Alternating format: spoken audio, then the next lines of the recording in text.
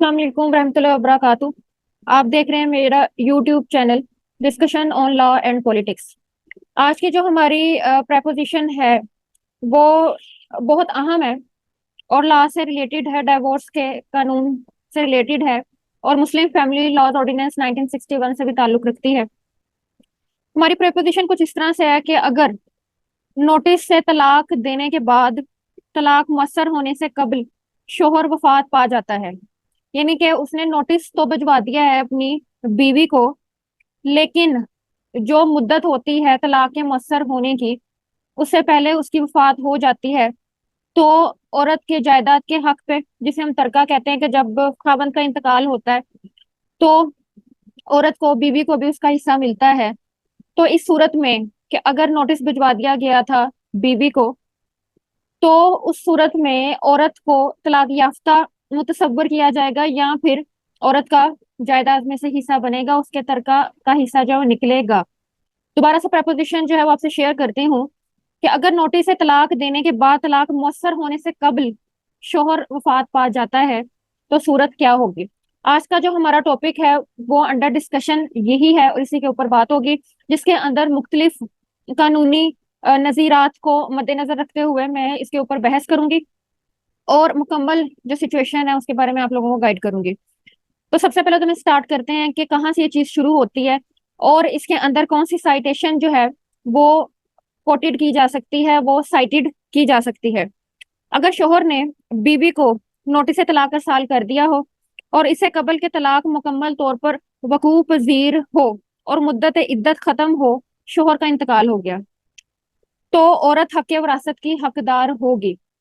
यानी कि नोटिस दिया, अब इस सूरत में मोस्टली जो रिश्तेदार होते हैं जैसे कि खामद की तरफ से हो गया, वो कहते हैं कि भाई इसका तो अब इस औरत का इसमें से हक नहीं बनता, क्योंकि मेरा बच्चा, चाहे उसकी इंतकाल हो गया चाहे वो अब दुनिया में नहीं रहा, वो भी तलाक दे चुका था, तो भाई इस लिहाज से अब इस औरत का इसमें कोई हिस्सा नहीं। लेकिन इसके अंदर कानूनी जवाब पैदा हो जाता है कि तलाक मुअस्सर हुई कि नहीं हुई। इद्दत का दौरानिया जो कि कुरान मजीद में मौजूद है, जो कि 90 दिन का होता है, उसी की बेसिस के ऊपर हमारा ये कानून मौजूद है, मुस्लिम फैमिली लॉ ऑर्डिनेंस। तो 1961 का जो हमारा ये मुस्लिम फैमिली लॉ ऑर्डिनेंस है, ये 90 डेज को मजीद कुव्वत देता है, उसको फोकियत देता है कि तलाक के लिए जो 90 डेज हैं उनका होना जरूरी है। अगर 90 डेज का इंतजार नहीं किया जाता और उसके दौरान तलाक दी जाती है तो वो मौसर साबित नहीं होती। हाँ, अलबत्ता मुख्तलिफ फिरकात के लिहाज से, फिरकों के लिहाज से ये बहुत ही पेचीदा मामला बन जाता है कि हर फिरका इसे अपने लिहाज से देखता है और फिर मजीद पेचीदगियां जो है वो पैदा हो जाती हैं। लेकिन अगर हम कुरानिक पॉइंट ऑफ व्यू से देखें, फिरकात को एक जगह पर रख दें, खालिसतन कुरान मजीद जो अल्लाह ताला की किताबे पर हक है उसके अल्फाज को मद्देनजर रखें, तो उसके अंदर जो 90 डेज का दौरानिया है वो हर तलाक के लिए एक एक महीना मुख्तस किया गया है। उसकी वजह यह है कि उसमें औरत के हैज का पीरियड जो है वो देखा जाता है कि आया कि जब तलाक दी जाए तो औरत हालत तहर में होनी चाहिए, यानी कि तहारत की हालत में होनी चाहिए, उसे हैज ना आते हो, उस सूरत में जो है वो तलाक दी जाए। तो ये बहुत सी ऐसी बातें थी कि जिसको अगर पेचीदगी के साथ देखा जाता तो ये मामला बहुत हद तक बेहतर हो सकते थे। ताहम मुद्दे पे आते हैं दोबारा कि तलाक का मौसर होना बहुत ज्यादा मैटर करता है। अब उसके अंदर क्या आता है कि फॉर एग्जाम्पल एक मिसाल दी जाती है कि शोहर नोटिस तलाक के अरसाल करने के 3 दिन के बाद फोत हो गया। एक केस आया कि जिसके अंदर मर्द ने तलाक का नोटिस अपनी औरत को भिजवा दिया और उसके 3 दिन के बाद उसकी डेथ हो जाती है, तो हाई कोर्ट ने करार दिया कि तलाक नहीं हुई और इसकी बेवा, जो बीवी बेवा हो चुकी है, वो विरासत में हकदार है। अब ये कहाँ पे आपको ये साइटेशन मिल सकती है, इसका हवाला मैं आपको बता दूं, 2003 SLR और सफा नंबर है 587, उसके अंदर आप इसे देख सकते हैं। अब क्या चीज आती है, नोटिस की सूरत में तलाक मुअस्सर नहीं मानी जाती, क्योंकि तलाक वापस लेने और रुजू करने का इख्तियार खावंद के पास तलाक मुअस्सर होने तक मौजूद होता है। और ये बात वसूख से नहीं कही जा सकती कि मुतवफ़्फ़ी जिंदा रहता तो क्या वो तलाक को मुअस्सर होने देता या रुजू करता। यानी कि कहने का मकसद ये है कि जिस तरह से मर्द का खालिस इख्तियार है कि वो तलाक दे अगर वो देना चाहता है, इसी तरह से कि वो तलाक मुअस्सर हुई आया कि हो सकता है कि वो एक तलाक उसने दी और अगर वो जिंदा रहता तो वो रुजू कर लेता, लेकिन ये सूरत हाल, ये हालात ने उसे मौका ही नहीं दिया और वो तलाक का नोटिस भिजवाने के बाद जो है वो समझ, मतलब एक लिहाज से आप ये समझ लें कि तलाक मुतसव्वर हो जाती है लोगों की नजर में, लेकिन अगर आप नोटिस भिजवा देते हैं तो वो एक तलाक तसव्वुर होती है। इसका भी बाकायदा तौर पर एक तरीका है कि जिस तरह से 3 तलाकें हैं महीना महीना डाल के, उसी तरीके से आपने 3 नोटिस भी देने हैं। आजकल तरीकाकार कुछ यूं होता है कि 3 नोटिस से बचने के लिए बाकायदा तौर पर एक स्टाम्प पेपर तश्कील दिया जाता है, जिसके अंदर एक बार ही लिख दिया जाता है कि मैं तलाक के सलासा देता हूँ। ठीक है, जो कि बहुत हद तक हमारे वकला हजरात, हमारे लीगल प्रोफेशन से ताल्लुक रखने वाले लोग और आजकल इस चीज को देख भी लिया जाता है। लेकिन ये वाज़ेह अल्फाज में जरूरी है कि अगर आप तहरीरी तौर पर नोटिस भी दे रहे हैं, जो कि हमारा कानून कहता है, मुस्लिम फैमिली लॉज ऑर्डिनेंस 1961, कि तलाकें 3 है, तो तरीकाकार भी यही है कि एक एक महीने का जो है वो फर्क रखते हुए आप तहरीरी नोटिस फराहम करें, जो कि 3 नोटिस हों एक एक महीना के वक्फा से, और उसकी आप 2 नकूल तैयार करवाएं। एक नकल आपने यूसी जहां से आपका नकार रजिस्टर हुआ वहां पे देनी है, एक आपने अपनी बीवी को भिजवानी है। तो ये एक तरीकाकार तो कानून ने बता दिया जो कि बहुत वाज़ेह, बहुत नफीस है। और एक बताई गई है वजह कि भाई एक टाइम पे ठीक है, गुस्से में आपने अपनी बीवी को तलाक दी तो वो एक तलाक हुई ना, ठीक है, तो एक टाइम पे अगर आपने 3 तलाकें दे दी तो वो भी कोई तरीका वाजे नहीं है। इसलिए कहा जाता है कि तलाक जो है वो सोच समझ के देनी चाहिए, उसके अंदर टाइम लिमिट होनी चाहिए कोई जो है, ताकि अगर किसी शख्स ने कोई इस तरह का उठाया भी है मामला तो उसे एक टाइम ड्यूरेशन मिले कि वो उस चीज पे सोचे कि आया कि उसका ये अमल ठीक है या ठीक नहीं है। अच्छा जी, अब ये चीज आ जाती है, कहते हैं नोटिस। अब पहले साइटेशन जो मैंने आपको बताई वो हो गई 2003 SLR 587 सफा पे। दूसरी साइटेशन जो है वो ये आती है जो कि मैंने आपको बताई कि नोटिस की सूरत में तलाक मुअस्सर नहीं मानी जाती। यानी कि कहने का मकसद ये है कि अगर आपने तहरीरी तौर पर सिर्फ एक नोटिस भिजवा दिया है, ठीक है, तो डेज उसके अंदर नहीं डाले, ठीक है, जिस तरह के डालने चाहिए जो कि एक प्रॉपर तरीकेकार है, तो उसका मकसद ये नहीं होता कि भाई अब तो क्योंकि तहरीरी भी भिजवा दी थी इसलिए हो गई। ऐसा नहीं है। इसके लिए क्या है के वक्फा डाला जाता है, और अगर शख्स मर गया है, तलाक के मुअस्सर होने से पहले खामद की डेथ हो गई है, तो वो कहते हैं कभी इम्कानात हो सकते हैं दोनों चीजों के, क्या या कि वो तलाक देना चाहता था प्रॉपर, या फिर हो सकता है वो रुजू कर लेता। तो इसलिए क्या है कि तलाक को मुअस्सर होने देना जरूरी होता है। ये हमारी साइटेशन बनती है 1994 SCMR 1720 पेज नंबर हमें मिलता है। ये सुप्रीम कोर्ट की बाकायदा तौर पर जो है वो साइटेशन है, इसको साथ साथ जो है वो नोटिस कर लें। उसके बाद ये है कि नोटिस तलाक देने के 3 दिन के बाद शोहर की वफात हो गई है तो तलाक शुमार नहीं होगी।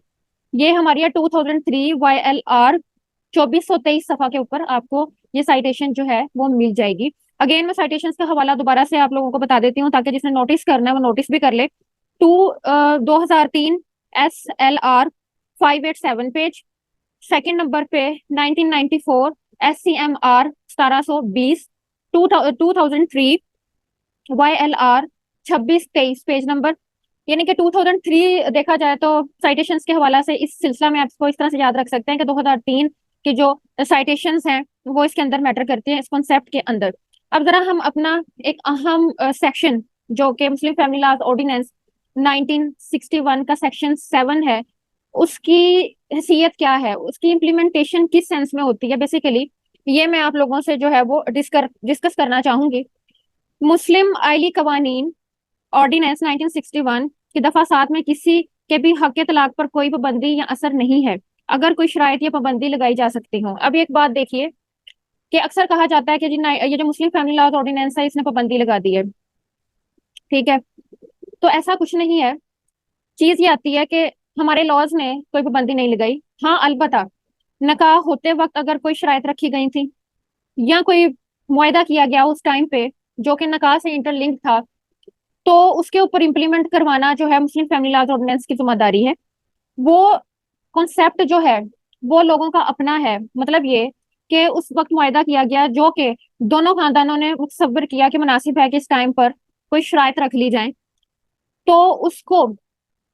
हेल्प देना, उसको पूरा करवाना सेक्शन 7 जो है वो करवा सकता है मुस्लिम फैमिली लॉज ऑर्डिनेंस। लेकिन अगर कोई ऐसी शराइत नहीं रखी गई तो कानून को क्या पड़ी है कि वो जो शराइत है वो दोनों पार्टीज पर लगाए, क्योंकि कॉन्ट्रैक्ट जो है, जो मैरिज है, उसको भी यही कहा जाता है कि ये कॉन्ट्रैक्ट है बिटवीन टू पार्टीज, एक अकद है, एक मुआहिदा है। तो कहा जाता है कि इन चीजों के ऊपर जो है वो अमल दरामद करवाना, जो शराइत उस टाइम पे रखी जाए, वो जिम्मेदारी है। अच्छा, अब उसके बाद क्या चीजें आती हैं कि नोटिस तलाक को एक तलाक शुमार किया जाता है। अब यहाँ पे नोटिसेबल पॉइंट ये है, और बिल्कुल सही बात है, कि अगर एक नोटिस भेजा तो उसे एक नोटिस या एक तलाक ही शुमार किया जाएगा, और इसके बाद से मुद्दत मुसालिहा शुरू हो जाती है। जिस तरह के मुझे डिफरेंट अपने टॉपिक्स में मैंने आप लोगों को बताया भी था कि दोनों पार्टीज की तरफ से रिप्रेजेंटेटिव्स बुलाए जाते हैं for the purpose of mediation and arbitration, के कंसिलिएशन का कोई कंसेप्ट जो है वो सामने आ सके। तो ये चीज होती है, मतलब यूनियन काउंसिल महीने महीने डाल के आर्बिट्रेशन करवाने की कोशिश करती है, और ये टोटल 90 डेज बनते हैं, यानी कि 3 महीने बनते हैं। अब यानी ऑर्डिनेंस की दफा 7 सिर्फ इतना करती है कि नोटिस तलाक से 90 दिन तक तलाक को मुअत्तल रखती है। यानी कि ये तो अच्छी बात है कि सेक्शन 7 जो है बेसिकली 90 डेज पर जोर दे रहा है कि 90 डेज पूरे हों, वो इद्दत के मामला अगर हैं वो पूरे हों, तलाक के सिलसिले में सोच समझ के बात की जाए। तो कहने का मकसद ये है कि इतना करवाती है कि वो 90 डेज को जो है वो कंप्लीट करवाना चाह रही है, और इस मुद्दत के दरमियान नोटिस देने वाले को ये मौका फराहम किया जाता है कि वो तलाक को मनसूख कर सकता है। और इसके साथ ही फ्रीकैन को सालसी काउंसिल के दरमियान के जरिए अपने दरमियान होने वाली मुसालिहत का मौका भी फराहम किया जाता है, और अगर इस सिलसिला में मुसालिहत हो जाती है तो जिसे हम कहते हैं बहुत अच्छी बात है। तो क्या मकसद क्या होता है कि मियाँ बीवी के अंदर अभी भी कोई कशीदगी है, जो कि कोई जज्बाती मामला हो सकता है, या कोई गुस्से की कैफियत में सब चीजें हुई थी। तो गुस्सा जो है वो परमानेंट थोड़ी ना होता है, वो होता है टेम्पररी। तो उस टाइम इंसान को कुछ समझ नहीं आता, वो ऐसे फैसले कर रहा था जिस पर शायद वो फिर सारी जिंदगी बैठ के पछताए, और हो सकता है वो पागल ही हो जाए। तो कहने का मकसद ये है कि हम अगेन सोच लें इस चीज में, क्या आया कि जिस तरह की भी आपकी स्टेट ऑफ माइंड है, अच्छी है, बुरी है, गुस्से में थे, अमन में थे, तो 3 महीने में आपको पता चल जाएगा, एक ही चीज को बार बार रिकॉल करते हुए कि यार मैं ऐसा चाहता भी हूँ कि मैं नहीं चाहता, ये मेरा जज्बाती फैसला है कि मुझे ये लेना चाहिए कि नहीं करना चाहिए। तो इसलिए 90 days are enough for this purpose, और आपस में मुसालहत के जरिए रिश्ता दोबारा से शुरू कर सकते हैं। अगर किसी ने तलाक से अपने निकाह की तनसीक करना हो तो ये कानून उसके तलाक के इख्तियार पर कोई कदगन नहीं लगाता। तो कहने का मकसद ये आता है कि जो सेक्शन 7 है हमारा, वो बस इतना कंप्लीट करना चाह रहा है चीज को कि आप 90 डेज कंप्लीट होने दें। और ये बिल्कुल मैं समझती हूँ कि हमारे कुरान मजीद और कुरान हमीद का जो कॉन्सेप्ट है, जिसमें 3 तलाकें हैं और उनके मुख्तलिफ नाम है, तलाक हसन है, ठीक है, फिर उसके बाद जो तलाक बाइन है, एंड पे जो 3 तलाक जिसे हम कहते हैं, तो जिसके बाद सब खत्म होता है और जो औरत है वो मर्द पे हराम हो जाती है, तो 3 बाकायदा तौर पर उसकी भी इकसाम बताई गई हैं। तो ये एक आसान तरीका है, और अगर मर्द एक दफा ही औरत को 3 दफा रिकॉल करके तलाक दे देता है तो नॉर्मली वो एक तलाक कंसीडर होती है, अगर हम इसके ऊपर पीछे सेंस भी देखें। लेकिन नो डाउट फिर के हैं, अगेन मैं बात करूंगी उस सिलसिले में, ये इतनी तवील और असर रसा बहस है कि आप किसी चीज को जानते हुए भी लोगों को इस चीज की तरफ माइल नहीं कर सकते, और जो मौलवी हजरात हैं या जो फतवा देने वाले लोग होते हैं, लोग उनकी तरफ ही जाना मुनासिब समझते हैं। तो ये चीज आ जाती है। तो होप सो ये बहुत इंपॉर्टेंट एक पॉइंट था, और ये हमारे पास प्रपोजिशन आई थी जिसके अंदर इस तरह की सिचुएशन थी कि मर्द जो है तलाक मौसर होने से पहले आया कि उसने एक नोटिस भिजवाया, और उसके 3 दिन के बाद उसकी डेथ हो गई। तो आया कि दुनिया की नजर में 90 डेज जो है उनको गुजरने भी ना दिया जाए, और रिश्तेदार ये कहें कि नहीं जी, इस औरत का अब इस मर्द की जायदाद से कोई ताल्लुक नहीं है, क्योंकि हमारे बेटे ने तलाक दे दी थी। तो जनाबे अली, ये बिल्कुल गलत मुतसव्विर होगा, जब तक कि 90 डेज नहीं गुजरते तलाक मुअस्सर नहीं होती। होप सो के लोगों को भी इस चीज की समझ आ जाए। अस्सलाम वालेकुम रहमतुल्लाहि व बरकातहू।